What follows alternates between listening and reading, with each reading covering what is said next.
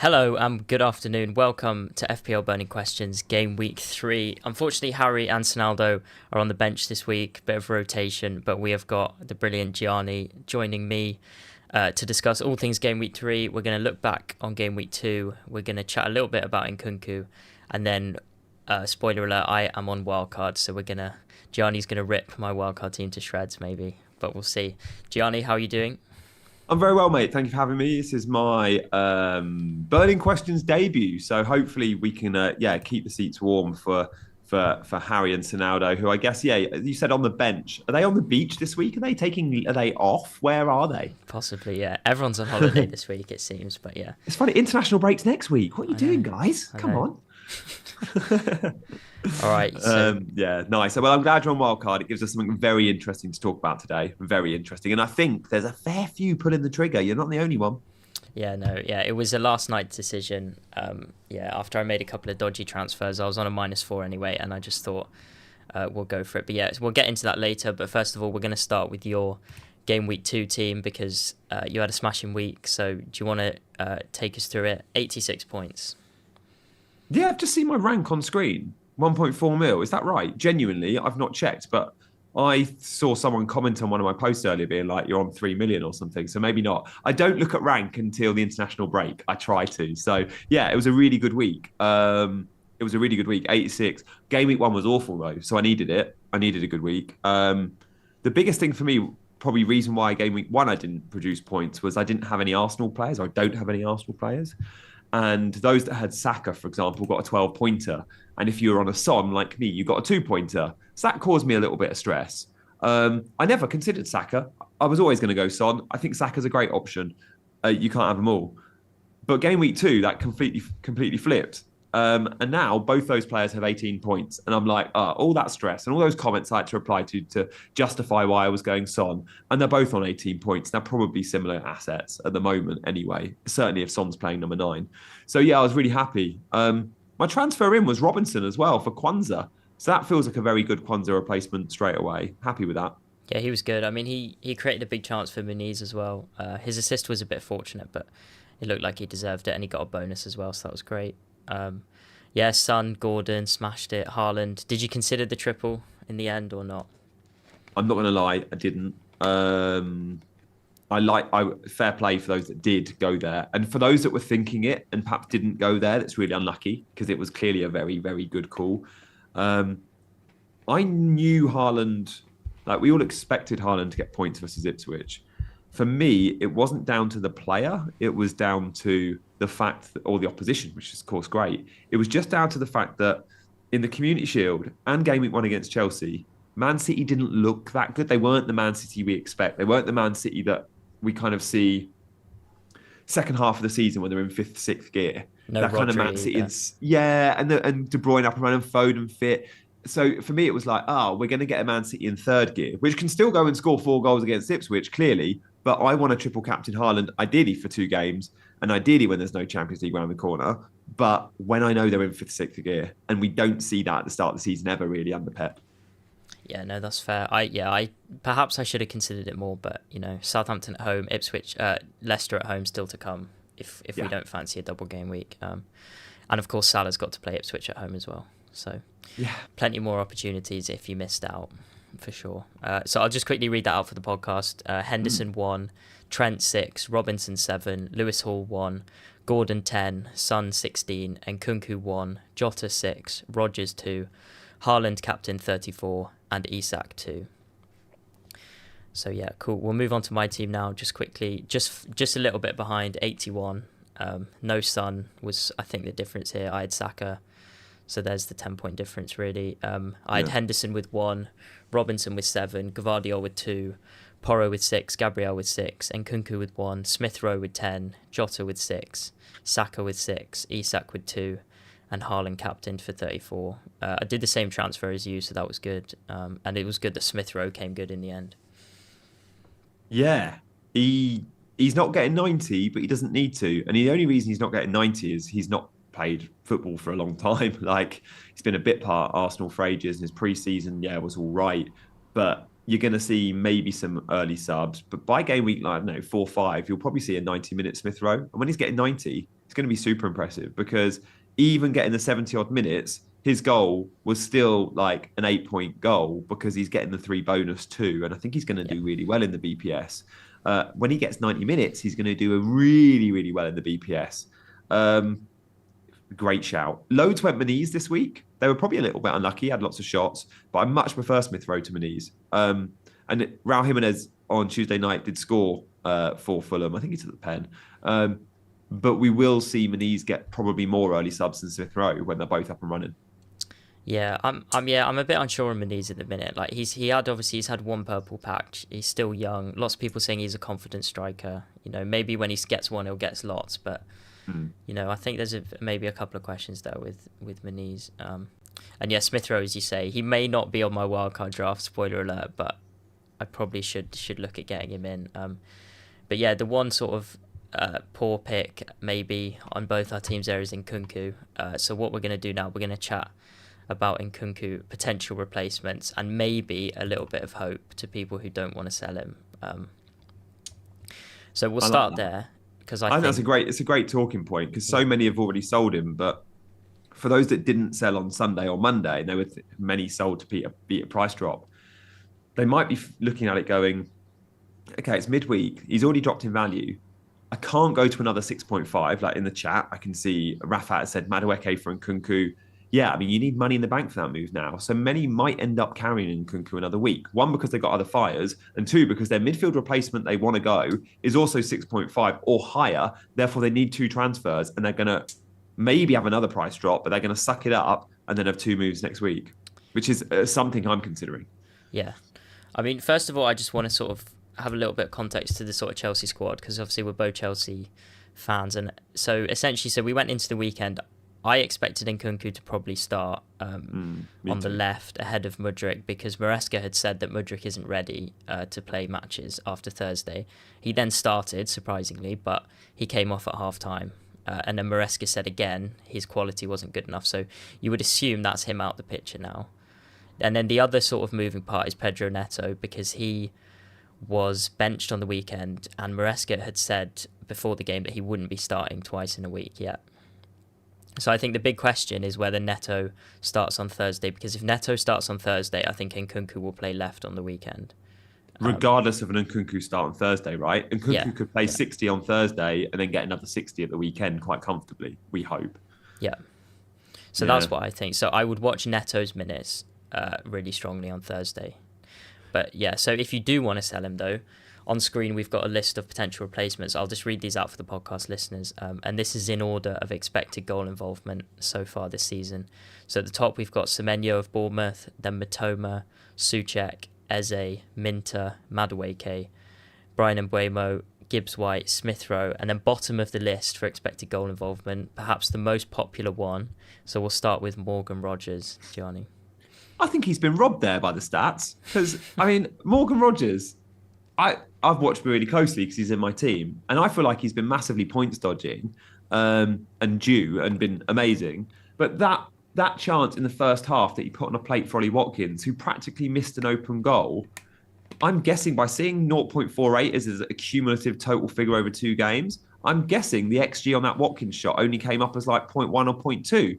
Sorry, that should have been way higher. It was effectively an open goal. So, yeah, I think Rodgers' numbers there might be... I mean, there's different XG models out there. Maybe this one didn't favour him too highly. But, yeah, Rodgers has been superb. Second striker, and he's playing 90 minutes. He is the obvious replacement for me. He's gone up to 5.1 this morning as well. Yeah, so no concerns there. Yeah, I think he'll be a lock for me on Wildcard. Another name, obviously, Madueke scored a hat-trick, which came out of the blue a little bit. But I think now for these easier fixtures... and the fact that Palmer can play central, because I don't think we'll be playing all 3 defensively minded midfielders, Enzo, Caicedo and Lavia.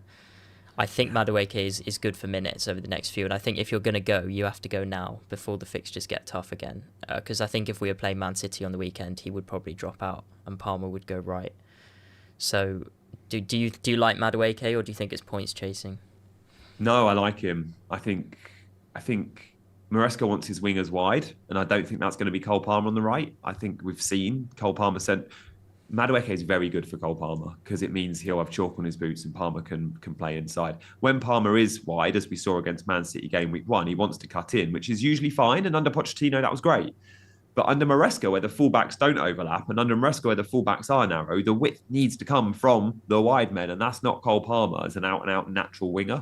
Madueke offers that. He's direct. He's got goal threat. Surely he's played his way into the team. Pedro Neto plays with a similar style, by the way. A guy that doesn't play that way is Nkunku. So again, I mean, Tom, what's your take on Nkunku playing left? Do you think that's still his best route to this team because there's maybe less competition there? But for me, it's not his perfect position. Certainly not under Maresca if he wants him wide. That's why he went Mudryk, right? He went for an out-and-out winger. Yeah. No, it's not his perfect position, and it wouldn't massively appeal to me if he was playing left wing every week. Yeah. Just like number 9 for me doesn't really work. He's best in the 10. I think there's an outside chance if we want to go really attacking, you play Caicedo in the midfield as a 6, and then you have Palmer and Nkunku flanking him with Neto, Madueke and Jackson.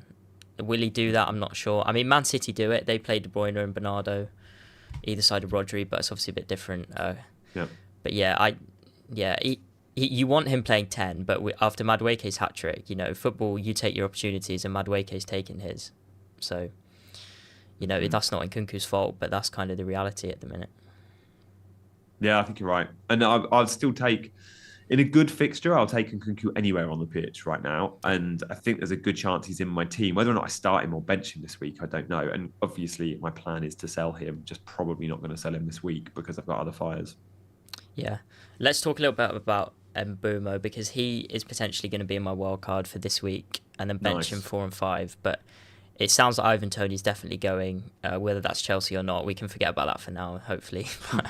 Yeah, Brian Mbeumo, he's going to be near on essential on penalties when the fixtures change. Yeah, I think it's game week 6. Everyone's going to have him. And there'll be a lot of game week 6 wildcards, remember, because that's when Arsenal's fixtures turn too. If you are wildcarding now, getting ahead of the game and getting him makes sense. It's a really nice entry point. And yes, it's 2 difficult fixtures after that. But as you say, at 7 million, you can afford to bench him. You've got to build a squad of 8 good attackers, though, if that's your strategy. I don't think you can have 4.5 fodder as your 8th attacker, which, again, I think this season has shown us that strategy of an 8th attacker at 4.5, I don't think has been optimal by any stretch because of the amount of surprises around team selection. Whether it was Barco or Kwanzaa or Nkunku, there's been some big question marks over players we felt like were way more nailed. And therefore, having that good 8th attacker, I've got Morgan Rogers, I think is a really good shout. Yeah, definitely. A couple of other names. We talked about Smith Rowe earlier. Eze, been really unlucky. He's got an expected goal involvement of over 1 in the first couple of games. And that's not even including the goal that he scored that should have been given, according to the referee after the game. So I'm guessing if you own Eze, or even if you're looking to buy him, you think that's a decent move, especially with Chelsea's defence not looking great. It's a great move. And in the Community Shield, we saw a goal and assist on Tuesday night. Eze clearly is an outstanding FPL option. He needs to be playing in a team that's functioning well, and maybe some will be put off by the fact that game week 1 and 2 Palace didn't produce the results. But if you watch the games, they actually still look quite good in attack. The signing of Nketiah will probably help them too. And the results in the Community Shield personally for Eze, he's going to be brilliant. I'm so surprised there's owners out there that are selling him. Now, if you haven't watched the games, you might see just the outcome and go, yeah, I'm going to sell him. And I would urge anyone that owns Eze to even just go watch the highlights to go, no, he's been really unlucky. The shot volume, the free kick that wasn't given, those games are very different football matches, probably with Crystal Palace wins if any of those goals go in. So stay patient with Eze. You could say similar about Bruno, who's obviously more expensive to not be considered an Nkunku replacement. But both Bruno and Eze, I'd be staying patient with. Yeah, I mean, no one's had more shots in the league this year so far. Wow. And 6 have been in the box, so it's pretty good numbers there. Yeah, I mean, the way that Cunha was getting space against us on Sunday, like the cutbacks especially, that screams Eze to me. So I'm a little bit worried going to Stamford Bridge, having to watch Eze. But yeah, and then finally on here, the Brighton guys, you were speaking quite highly of Brighton before we started streaming. Mitoma 6.6, Minter 5.5. Mitoma's numbers are a little bit better, about half a expected goal involvement up on Minter. But what are you thinking there with the price difference and Brighton's fixtures? I mean, it's a hard entry point with Arsenal away. Like it's as tough as you're going to get. But then I think it's two really good home games. Might be like Ipswich and Forest or something. It's two very good games. And I think what we've seen from Brighton so far is they're going to be seriously good this year.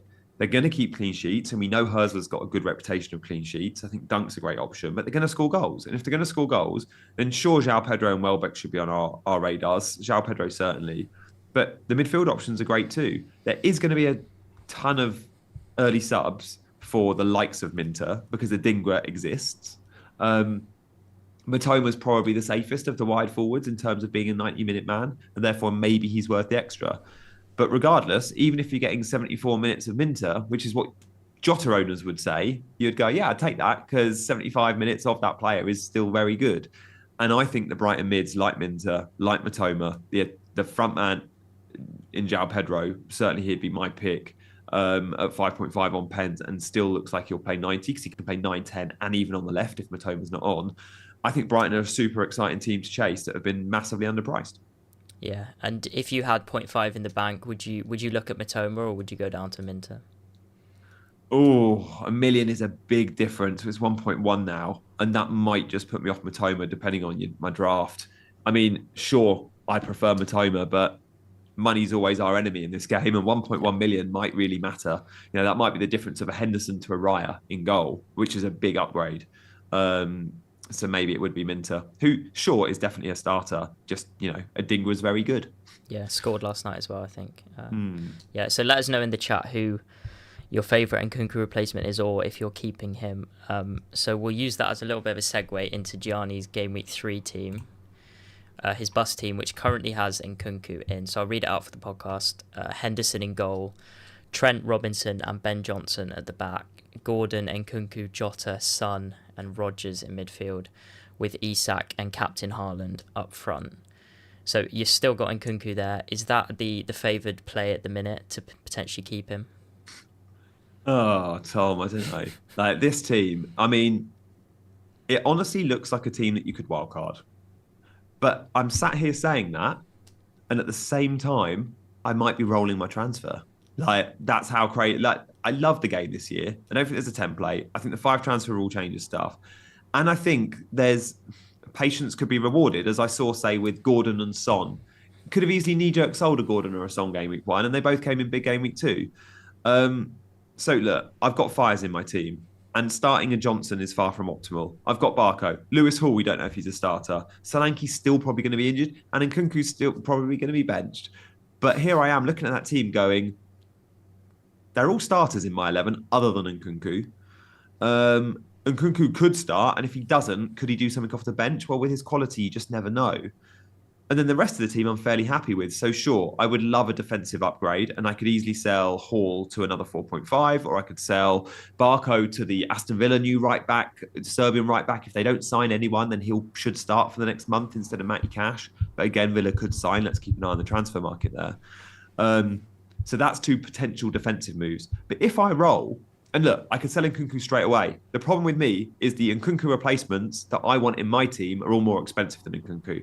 So I want to wait a week because I want to go up to an Eze or an Mbermo or whoever. And I can't do that in one move.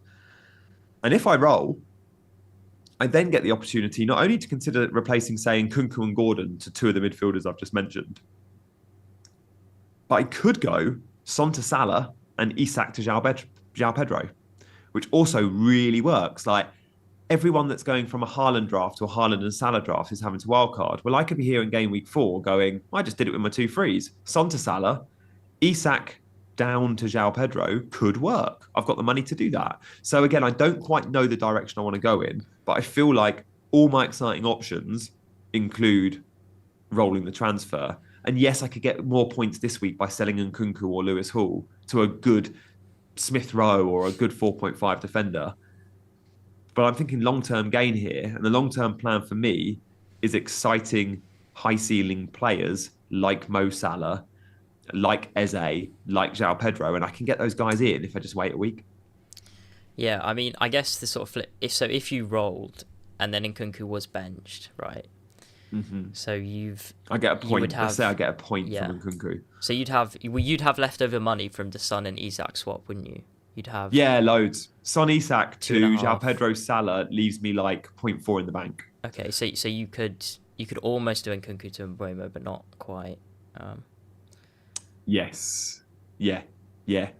I mean, if I make, let's say I make the Son Isak to João Pedro and Salah move, very likely, let's say Solanke's back after the international break, it means I'm benching Nkunku, which isn't yeah, great. But then the week after, I do have to just suck it up and go Nkunku to Smith Rowe or whoever, a cheaper mid. Um, but that's fine because Rodgers has got good fixtures. I don't mind benching Nkunku.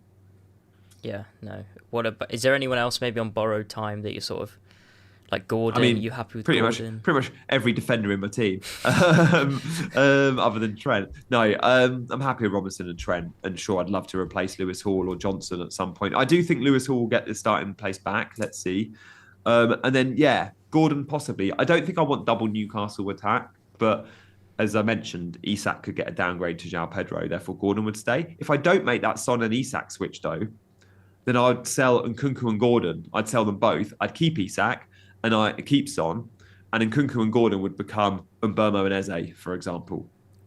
Does that work? I think that works if Eze has a price drop, which he's due to tonight. Yeah. Yeah, I mean, yeah, I don't mind keeping Nkunku. If Pedro Neto plays over an hour on Thursday, Yeah, I would be sort of 80% confident that Nkunku starts. and he's going to, isn't he? Like Pedro Neto should start on Thursday. That's the perfect game for him. Yeah. I mean, yeah, So, unless he gives Mudryk another game, I don't know. I hope not, but yeah. well, he could play Pedro on the right. Pedro Neto. Yeah, he did that in the first leg, to be fair. Yeah, yeah, and then Mudryk can still play on the left. I don't think Madueke needs to start. You know, guys, there's over 300 of you watching, which is lovely to see. If you want to show your support for the stream, listen to GWiz, who encourages you all to hit those buttons. Do like and subscribe to show support for the vid. Yeah, definitely drop a like. Yeah, so playing Ben Johnson, do you think he'll keep his place? He should do. He got the assist game week 2. He's a wing back. Wes Burns, who started game week 1 as midfielder, played right wing back. Pulled, I think, his hamstring. I don't know if he's back fit. I haven't looked. If Johnson didn't start or play, Lewis Hall is an option. I think Newcastle concede, but I could go Hall instead of Johnson and just risk the Hall start. Yeah. Again, let's see what minutes players get on Thursday, Wednesday and Thursday. But it's rolling the transfer this week. It's not good for my team, but it's really good for my team in game week 4. So I'm sucking it up this week for exciting plans in game week 4. Yeah. I think I haven't committed yet. I really don't know what I'm doing. Like, I thought about it in prep for this video, and tomorrow morning I'll be recording my team selection video, which will go out on my YouTube channel. Go check it out. And by then I want to have clear direction. Yeah. And I think I probably need to sleep on it. And again, we'll see minutes tonight, won't we? Yeah. Yeah, I think a lot rests on Neto's minutes, because I don't think keeping Nkunku is the worst shout. Because if I told you he's starting, you're not going to sell him, are you? So, oh my God, starting at home to Palace? Yes, please. With their defence, I mean, yeah. I think it'll be, honestly, the amount of sellers Nkunku has had, there might be some very angry managers at the weekend. Yeah, I agree. I'm tempted to think. Just quickly, do you think Ben Johnson's the best Barker replacement for people that need a 4 million? Oh, because of his... I think in tough games, he might miss out, and in easy fixtures, he'll start because he's not great defensively. But you're not going to want him in your 11 in those tough games anyway. So maybe he is, but I would still be tempted on a fast if you can afford 4.1 or a Harwood Bellis still. I don't know if I'd go Johnson now. I mean, I'd probably risk the Aston Villa right back just for 4 weeks. Yeah, fair. All right, cool. So Gianni may roll. May take Nkunku out. But yeah, do stay tuned to his YouTube channel and check out his team selection video tomorrow. Although I suspect you might just be saying I'll be waiting for Chelsea, but we'll see. I think I'm gonna do it with assuming Pedro Neto gets 60, like you said. This is what I'm gonna do, and I think that is a scenario we are going to be in. I can see myself 80% holding Nkunku. Yeah, no, yeah. I mean, I hope he does well. Be at Stamford Bridge, so. Yeah, it'd be one of them. He gets a brace in FPL. Everyone's calling him a troll, but yeah. Yeah. All right, so we'll move. I'll bring up the fixture ticker now for game weeks 3 to 7. So this is sort of the block that you're looking at if you're wildcarding now. So Gianni hasn't seen my wildcard draft, which I'll bring up in a minute. But so what I'm going to do, I'm going to get Gianni to sort of look at the ticker and tell me what he thinks is like essential or key targets if you're wildcarding now in game week 3 or potentially even 4, but we'll stick to 3. So I'll just read out for the podcast listeners. We've got Aston Villa atop of the ticker for the next 5, followed by Ipswich, Chelsea, Liverpool and Everton. Arsenal are about halfway down, and then bottom is Spurs. Brighton are bottom, but they've got 2 really good home fixtures, so it's a little bit muddied there. And then Man City third bottom as well, with Arsenal and Newcastle coming up. So Gianni, who are your sort of key targets if you're wildcarding right now? So the thought of wildcard definitely crossed my mind, and I definitely think it's a good play for many, many teams. So I don't want to encourage anyone not to do it. And Tom, for you, I'm sure it's bang on. And for me, like arguably, it was tempting. The reason I guess I haven't gone, let's just go with the kind of the main negatives are there's not too many big fixture swings in play. There's obviously the small sample sizes of only 2 game weeks to react to. I don't ever think that's a massive problem, though. I think we've seen still quite a bit. But it's more the fact that teams like Arsenal, teams like City, Brighton, Spurs, even Newcastle, teams I like, are all bottom half. But those teams I mentioned are all pretty fixture proof anyway. And obviously, if you are wildcarding, there's positives. You can go big on Aston Villa, who have amazing fixtures. You can go to Chelsea players like Cole Palmer, who no one has. You can get a Mo Salah in and a Jota and a Trent because Liverpool have good fixtures. So those 3 teams alone are reason to encourage wildcards: Villa, Chelsea, Liverpool. I would also go after a fair few Brighton players, despite them being at the bottom of the ticker there.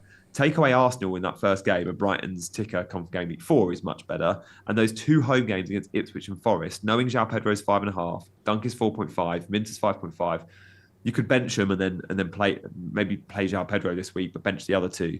I think I'd probably go triple Brighton on wildcard because they're so cheap, and I just like what I've seen so far. Yeah, would Watkins be locked for you at the top of the ticker? He would be, but I did do a wildcard draft myself, which I posted yesterday, and I'd had Watkins in it, but I actually had no Palmer, which was madness when I think about it, because I had Salah and Haaland and Trent, and then you can't have Palmer too. Of course, there's a big elephant in the room here. If you're wildcarding game week 3, do you go to a no Haaland team? And if you do, then you can have, of course, Palmer, Salah, Trent, Saka, and Palmer. So Tom, tell us what are you thinking with Haaland? Because it's West Ham, Brentford up next, but then it's Arsenal and Newcastle. Tough games in 5 and 6, and then back to all right games in 7 for them.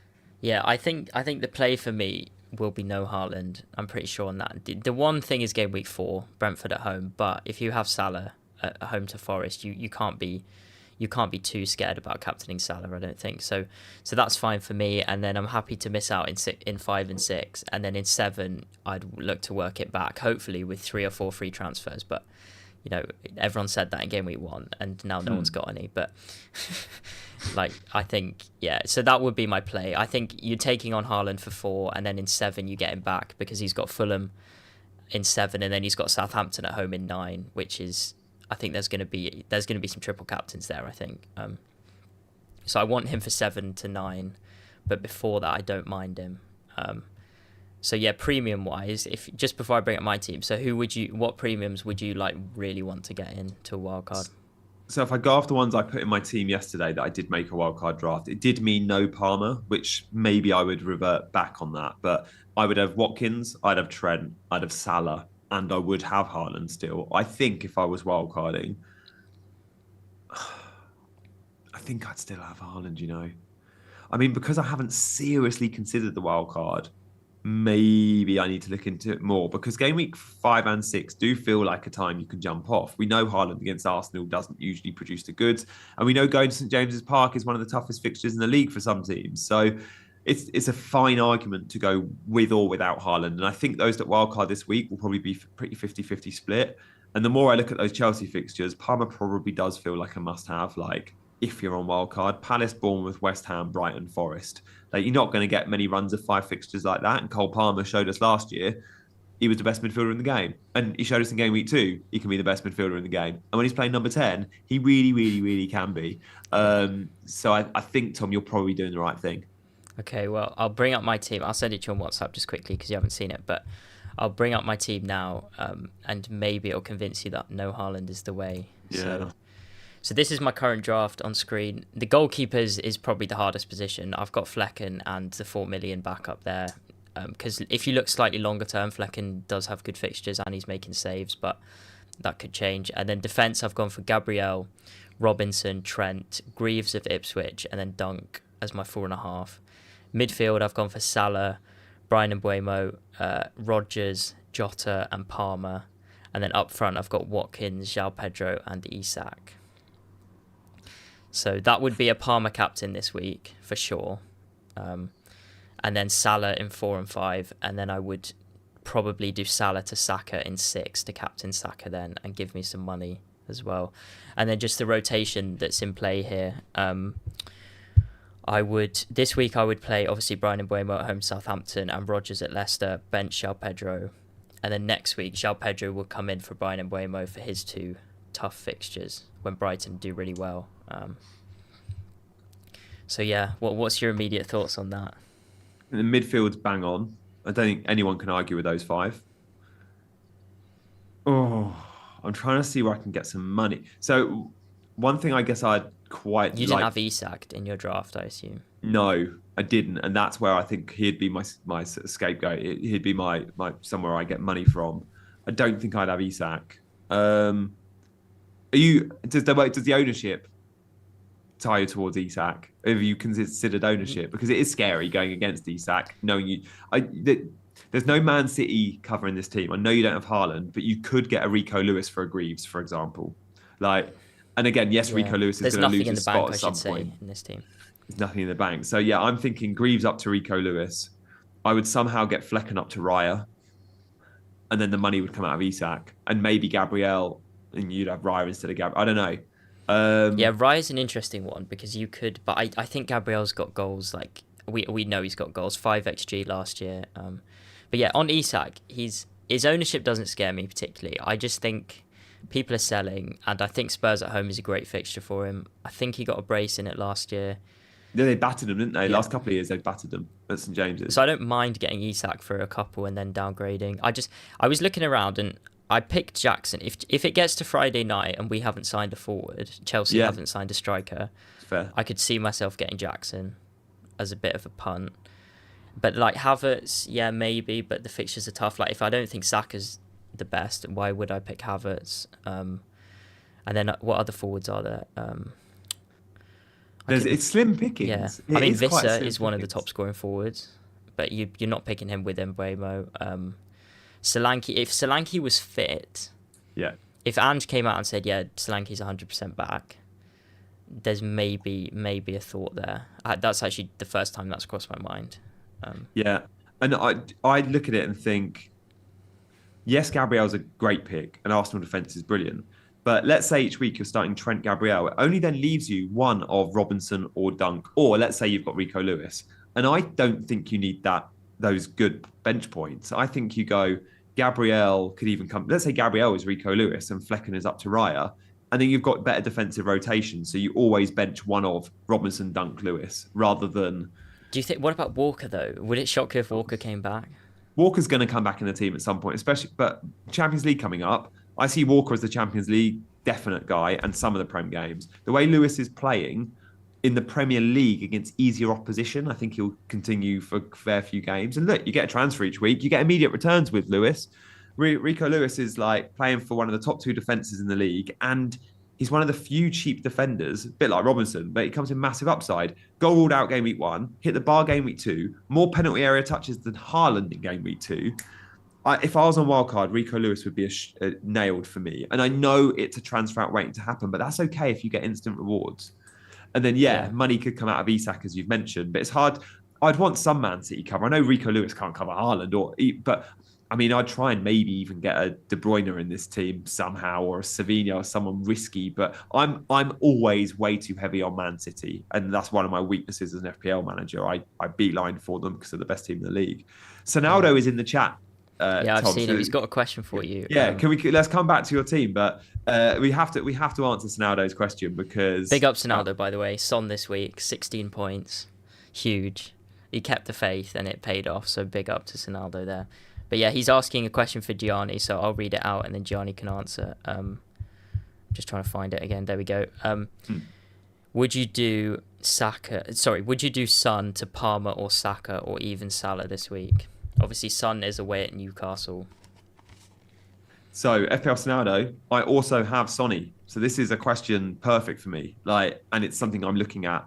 If you tuned in 25 minutes ago, you would have seen that I am looking at maybe converting Son to Salah next week with 2 free transfers. So I'm definitely keeping Son this week. I like the fixture this week for Sonny because one, I think he plays number 9 because I don't think Solanke's going to be fit.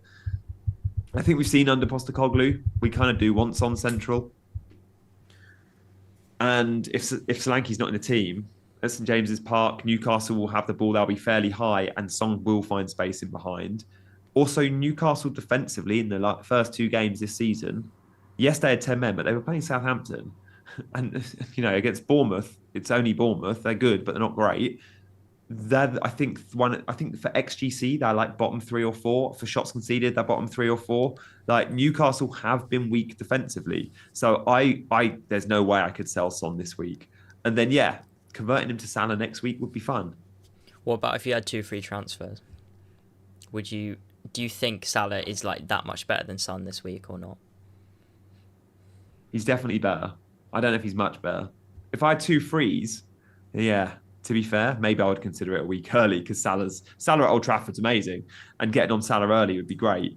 That's a harder one because I've not thought about that because I don't have 2 frees. But and I've got in my head now Son's going to do all right at St James's. If we heard Solanke was back fit, I'd definitely sell Son this week. Interesting. Honestly, seeing Solanke and Son live at Leicester, so annoying. I own them both, and I'm like, first half they both should have had big points, but Son is this Ange Postecoglou system, a bit like how Maresca wants to play, because the fullbacks don't overlap, because the fullbacks are so infield. The width has to come from what are old school wingers, and it's crosses into the box, and no one crosses more than Spurs. So if you watch last week, game week 2, Odegaard on one side, Brennan Johnson on the other, they had chalk on their boots. They're constantly on the touchline. Now, Son is Son and will always be a great FPL option because he's an elite finisher and finds his ways to goal. But you don't want Son right on the touchline like that. Certainly, look, when he's providing for Harry Kane, it's slightly different. But for me, in the Postecoglou system, where Harry Kane doesn't exist, I want Son fairly central or certainly really close to Solanke. But when Solanke's not in the team and Son's down the middle by himself, as he was against Brighton, sorry, not Brighton, as he was in game week 2 against Everton, he's a better FPL option. It was chalk and cheese watching game week 1 and 2. I watched the game week 1 live from the stands. Game week 2, I watched the 90 minutes on TV because I was abroad and could watch the 3 o'clock kickoffs. And just seeing the difference, I was like, no, Solanke is very good for Son. Yeah, definitely. Just come back to my wildcard. A few comments in the chat. It's focused on the front line really, and I think it's that Isak pick. Yes, I think Solanke could tempt me if he's fit. I think Jackson, people might laugh, but Jackson does tempt me as long as we don't sign a striker before Friday night. And that's a good thing to note. We will have the end of the transfer window before the deadline. So come Saturday morning, we'll know about Mark Gahey, we'll know about Chelsea, and any other potential surprises. What about the triple Liverpool? You happy that I've got Salah, Jota, Trent? 100%. These 3 are in my team. There's an argument to say if you can't afford or you want the midfield spot off for Jota, you could go Robertson and Trent and Salah. But Jota's such an I easy love Jota. pick I think until he gets benched, I'm going to have him. I think it's quite simple. Agreed. Same. So no, I like that triple Liverpool. You've got to have 3 Liverpool if you're wildcarding. I did want to ask you about Dunk because I know you said about you maybe take a bit of money out of defence, but I don't mind benching Gabriel, especially when he plays City. So I do want a good defender for 4 and 5, and that is Villa have Everton and Wolves at home, and Dunk has Forest and I'll just bring up the ticker. Who did Brighton have? Ipswich and Forest. Yeah. So who would you go Konsa or Dunk for those 4 and 5 fixtures? Dunk easy. And I think just as a long-term hold, Dunk. Yeah. You get goal threat with Dunk as well. Yeah. Like, I don't know. I've not seen any direct free kicks under Hurstler, I don't think. But will Dunk still be knuckleballing it? Because you never know. Hope so. You might see one. You might see one of them. But certainly the set-piece headers from Dunk that Konsa perhaps doesn't offer in the same way. I also think just Hurstler's defence is going to be better than Emery's defence. And remember, Champions League for Aston Villa, Yeah. the strain on a team like Villa who aren't used to playing midweek football. I know they did last year, but it was very different because it was kind of a lot of second string teams midweek. Now their Wednesday and Tuesday nights are going to be first 11, and let's see the impact on the team. I still think they're a good team to invest in FPL, but they're going to concede more goals when they're heavy legged on a Sunday. Yeah. And then I like Brighton, and if Verbruggen, I don't know, if he says Verbruggen is first choice on Friday, I'd probably get him instead of Flecken. He's going to be asked that question. He's definitely going to be asked. Surely he's going to be asked that question. I think he's going to be the best 4.5 in a few weeks. If you're wildcarding in game week 4 and he starts game week 3, you pick him without question. Yeah. The benefit of those that wildcard in 4 or 6, there'll be a few unanswered questions around the likes of the Brighton number 1.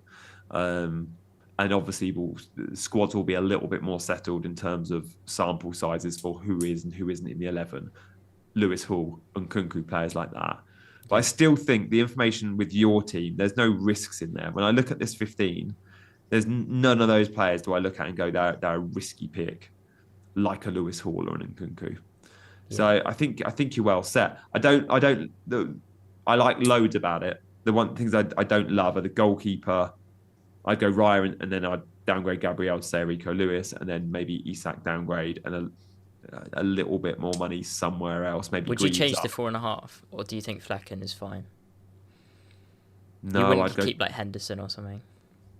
Mate, I went Henderson. I got a 1-pointer and a 2-pointer. Yeah. And as soon as I made that move, and I know it looks like you're chasing last week's points, but straight away I was like, why didn't I just find the extra million for Raya? Now, it's hard for you to go Raya now because you're very conscious of the next 3 fixtures. But come game week 6, if you're on wildcard, I think you're going Raya. And knowing this wildcard's got to last you a while and you won't be making goalkeeper transfers, I'd just be tempted to go up there now.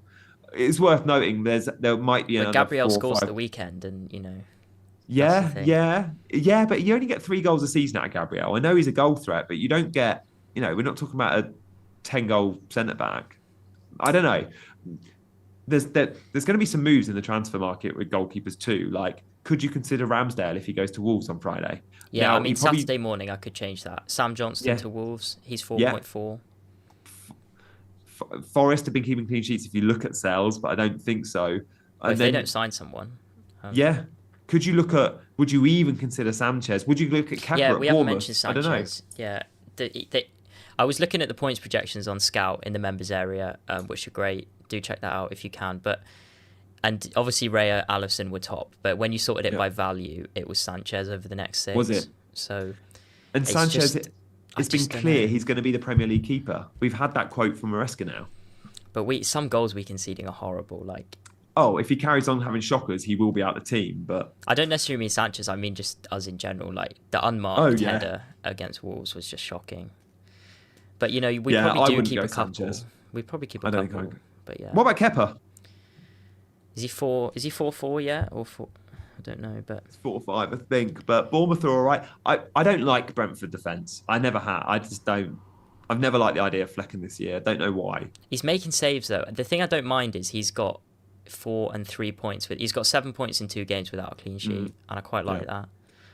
But maybe it's this week's fixture which is drawing me in. I don't know. It's so hard on wildcard because we always look at that immediate fixture, and then we also all look a lot at game week, the second and third fixture. But this is going to be your team for a while. Yes, you get a transfer every week, but certainly a goalkeeper, it's going to be a goalkeeper up to Christmas, likely, which is why I think I just take the headache out of it and actually don't look at fixtures. Yeah, so Raya, Flecken, Gabriel and Isak could potentially be moved around a bit. But I think we've got you for 10 more minutes, Gianni, so we'll take some questions, some short questions from the chat. So get your questions into the chat, like maybe AVB sort of questions, so we can get through a few. If you guys want Gianni or me, but probably Gianni to answer your question. So do get that in. But yeah, or Sonaldo and Harry who are in the chat. Yeah. On the bench, on the beach. Yeah. like that. Yeah, I'm interested to see more wildcard drafts. This is a good. This is a good looking team. One team I'm really up in the air about is Newcastle in terms of whether I'm keeping my double Newcastle attack because I've got Gordon and Isak. And again, I kind of want to watch them against Spurs for more of a sample on that. But yeah, Isak Sellers could be punished straight away. He's a quality striker who will get points against anyone on his Wouldn't day. shock me if that game was like 3-2, 4-2 or something. That's going to be a you score X, we score Y. Yeah. Both teams are just going to go all out attack there. Yeah. Okay, so we got some questions. Try and keep it relatively brief. So we got start 2 of Jota, Bruno, and Muniz. Oh, Muniz, you have to start with Ipswich away, don't you? And I think I'd start Jota. I'd bench Bruno. Cool. Just. We got a super chat from Alex. Thank you very much. He's got 2 free transfers, and he's asking about Saka and Gordon to Salah and Rodgers. I like Saka and Gordon this week, but Salah and Rodgers feels like an upgrade. Is that our this week transfer though? Saka Salah at at Old Brighton Trafford. against Salah. I think that's a next week transfer, to be honest with you. Yeah, but Rodgers versus Leicester. Yeah, but Gordon at still do- Spurs. Gordon will score at home. He always Yeah. scores at home, doesn't he? Yeah, I mean, I've got Gordon and Rodgers in my team this week, so one of each. So yeah, that probably is a better move next week.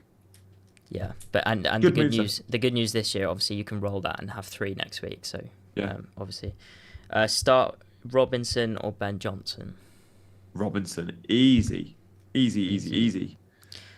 to captain? Salah, Saka, or Haaland? We haven't spoken about captain. I'm going Haaland. Yeah, and then Salah v Saka. I'm going to say Salah because of the big game nature of it. And I actually think Brighton should lose to Arsenal in theory, but I think that's a tighter game than we might think. But would you put Palmer second if you had him, or is Palmer better than Haaland this week? I'd go Palmer second. But if I owned both, I'd be so tight. You'd be tempted, wouldn't you, with Cole Palmer at home? I just think Haaland versus West Ham. I'm keen to see how West Ham play in the Carabao Cup, but I think it'd be Haaland still. Yeah, so we got a potential hit here. Gordon and Nkunku to Rodgers and Palmer for a -4. Oh, yeah, probably. It depends if you think Nkunku will start, and that's going to be down to personal preference. But I If don't you know if I'd captain want Palmer as well, because he If says he you're gonna doesn't have captain Palmer. Haaland. So Oh, do it then. I always think with hits are worth it if you're going to bring a player in to captain them. If you think that's a guy you have to captain this week, then take the hit because captaincy is such a massive part of the game. yeah. Start 2 of Rodgers, Smith Rowe, or Bruno Fernandes. You benched Bruno in the Yeah. last one. I did, but this one's. I mean, I'd probably start Bruno. I'd probably start Smith Rowe. I'd probably bench Rodgers here. Yeah. Guys, we still got 5 more minutes, so do get your questions in. A couple more. What have we got? Should start Ben Johnson or Mikalenko? Who've Everton got this week? Oh, I think Everton is so relevant at the minute. I haven't even checked. good win for them last night in the Carabao Cup. Everton. They needed that. They needed some goals. I think they got a clean sheet too. They got Bournemouth at home this week. So Bournemouth at home against Fulham at home. I think Bournemouth win that. But Ben Johnson's going to concede too. You probably got to back Everton at home. Johnson's more attacking though, do you think? He is, but a bit like the Gabriel thing, like Johnson's only going to get 3 assists or 5 assists this season. And he's already had 1. Yeah, I don't true. know. Start Eze or Rodgers and then Porro or Konsa.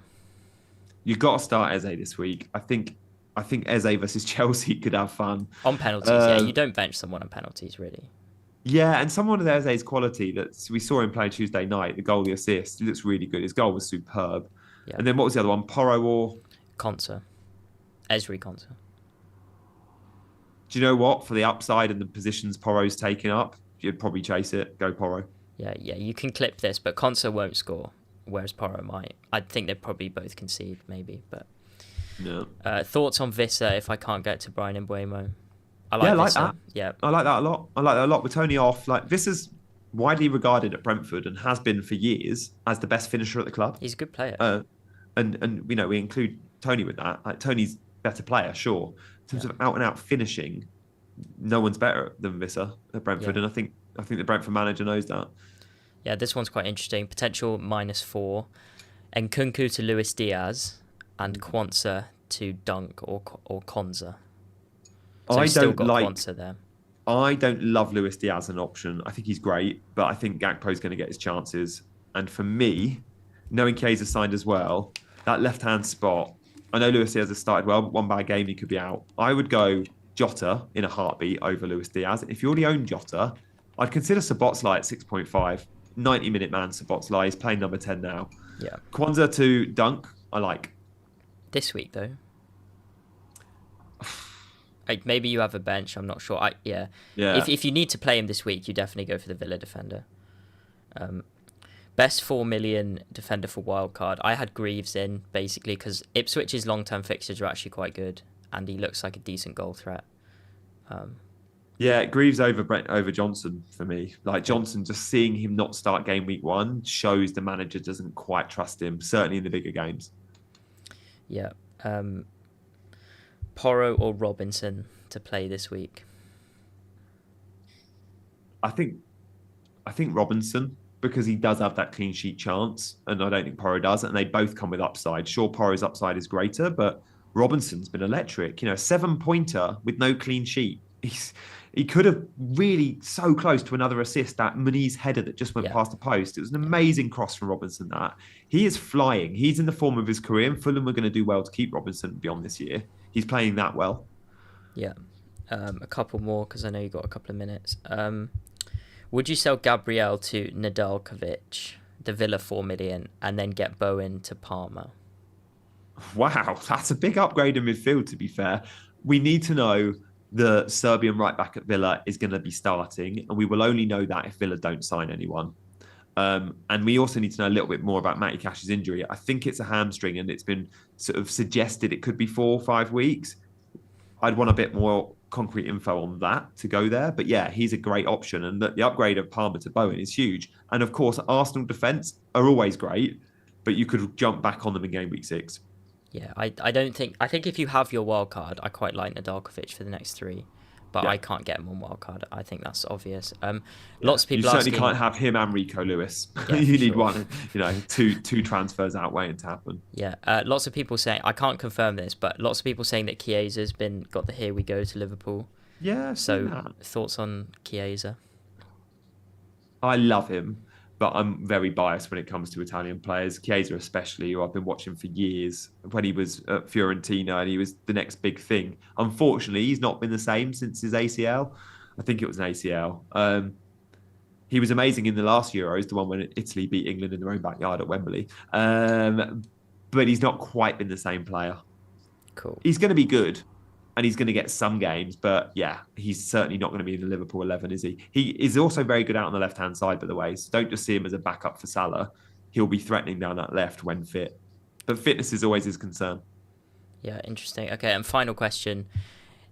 This is from Jason. Would you do Salah to Parma? And answer if you have Haaland, and then if you don't have Haaland. I would not be transferring Salah out to Parma, regardless of Haaland. With knowing the game week 4 and 5 fixtures, Mo Salah for me is the better option. Okay, and yeah, so no, you wouldn't have an issue captaining Salah this week if it came to it. No, Old Trafford, he does so well there. Yeah. All right, well, we're going to wrap up there. We went through a bit of wildcard, a bit of Nkunku chat. So if you're just joining, do rewind and check out my wildcard draft and the best Nkunku replacements. Do drop a like on the video. Thank you very much for watching. We've had about 1,600 people over the course of the hour, so that's really good. Make sure you subscribe to the channel. If you're listening on the podcast, please turn on your automatic downloads because it really helps us out. And yeah, thank you for stepping in off the bench, Gianni. Excellent as always.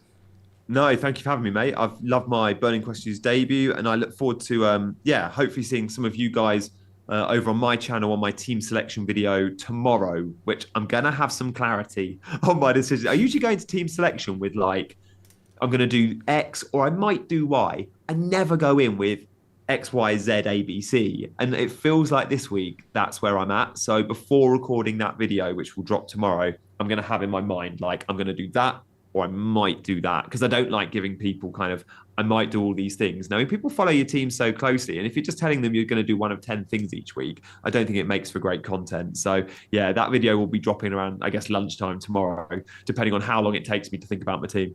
Yeah, perfect. Yeah, and Gianni should be back on the Scout channel this Sunday as well with Chai. So Yeah.